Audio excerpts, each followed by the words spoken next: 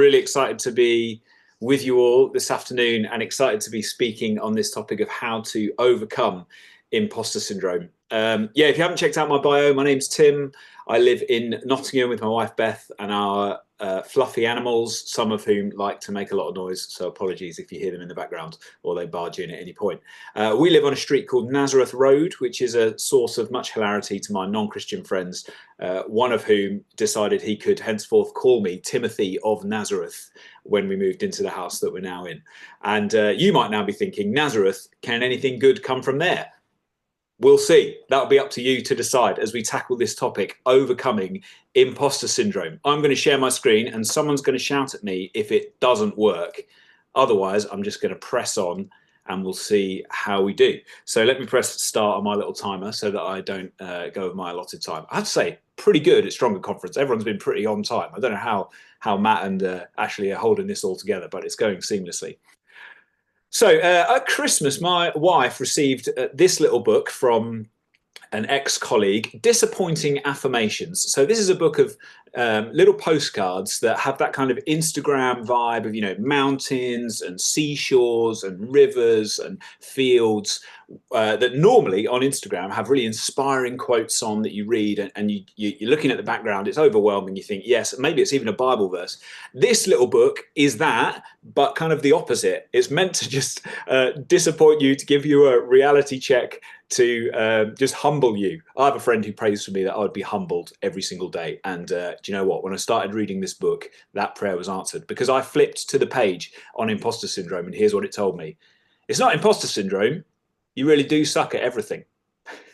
I wonder if that strikes a chord with you. I wonder actually if anyone on this call has ever felt like they've suffered from imposter syndrome. Perhaps you could just leave that in the chat. It would be great to hear your own experiences of how imposter syndrome has shown up for you, or perhaps in what contexts imposter syndrome shows up for you. For me, I remember it acutely a few years ago when I stepped onto a master's course in people and organization development at a very well, I'd say prestigious, very expensive business school that I somehow managed to wrangle a place on.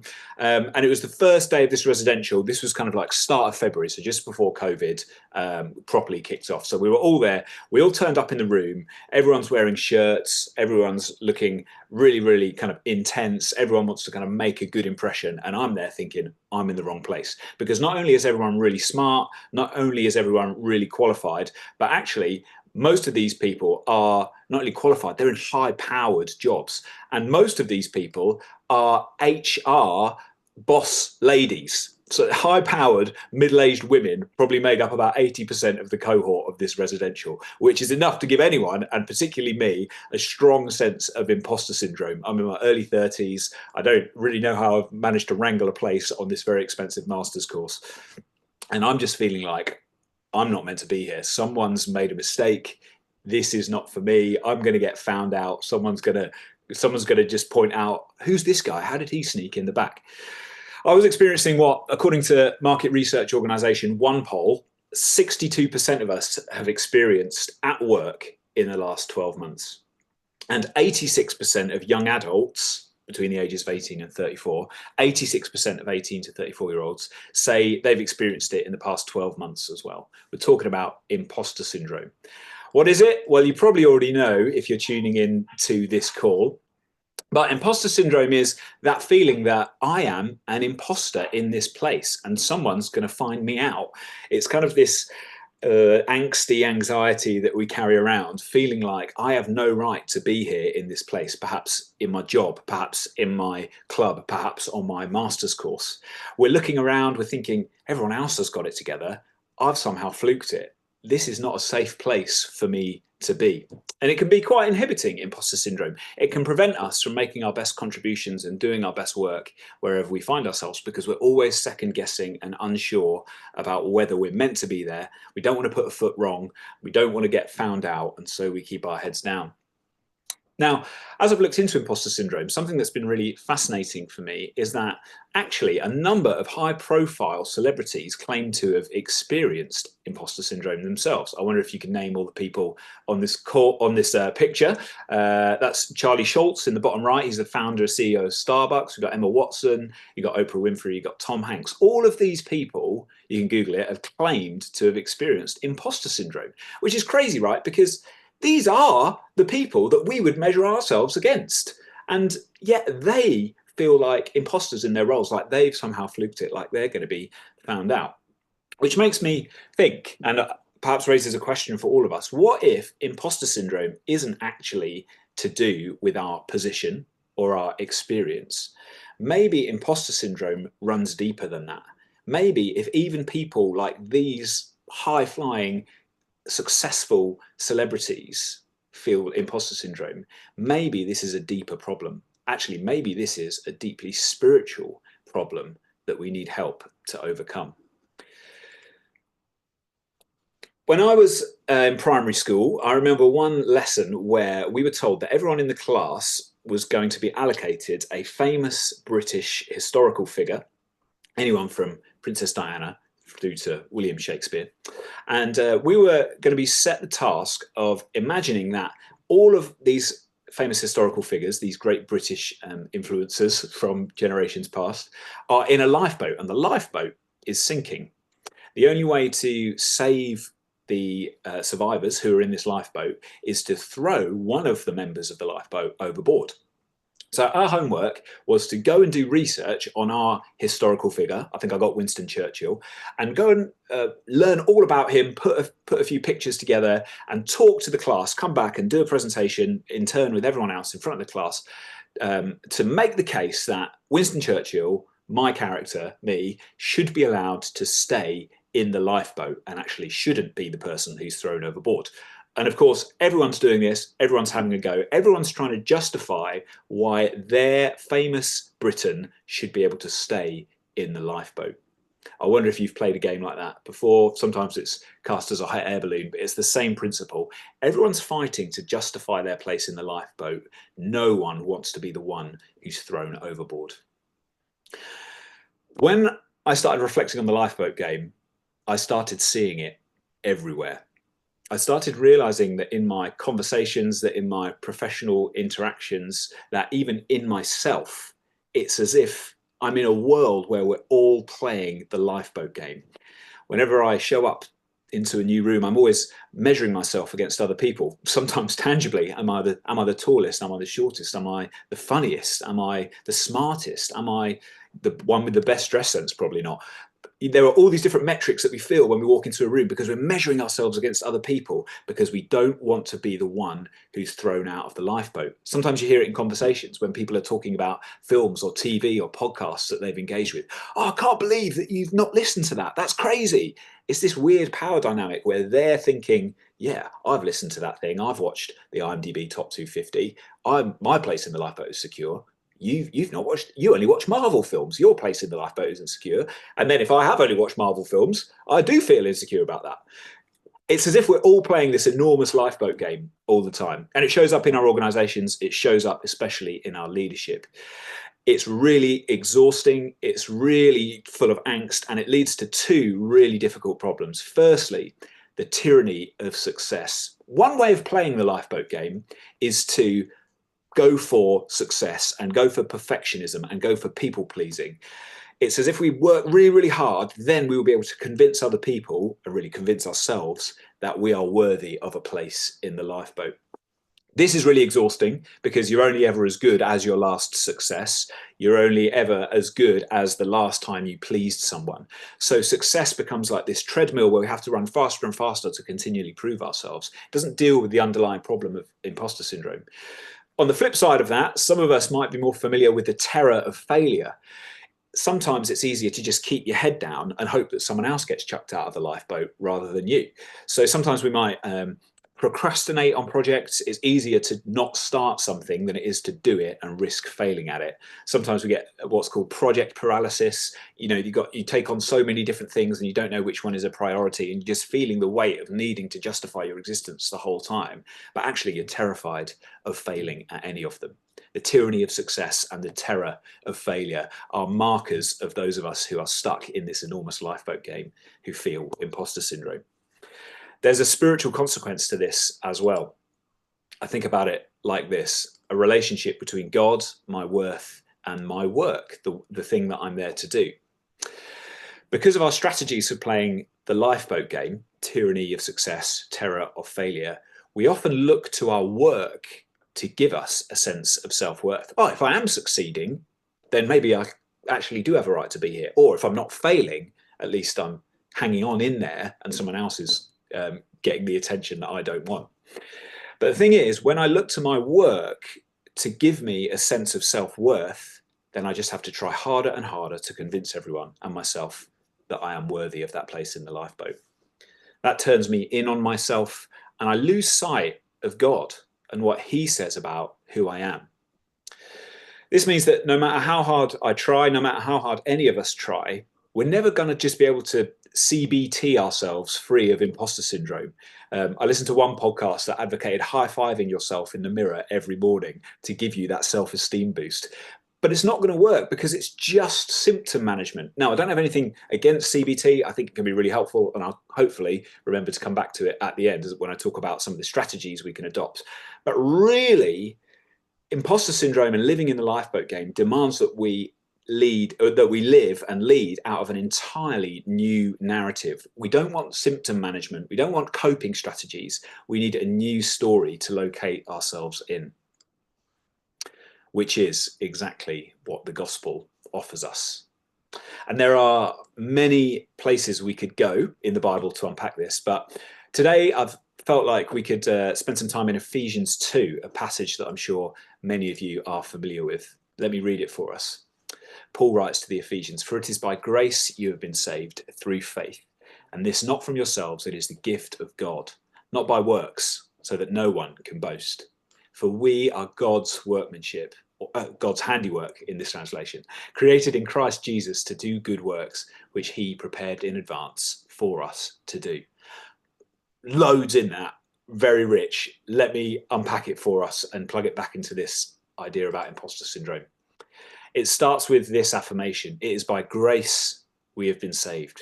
It's by grace, not by works, so that no one can boast. And we are God's handiwork, created in Christ Jesus.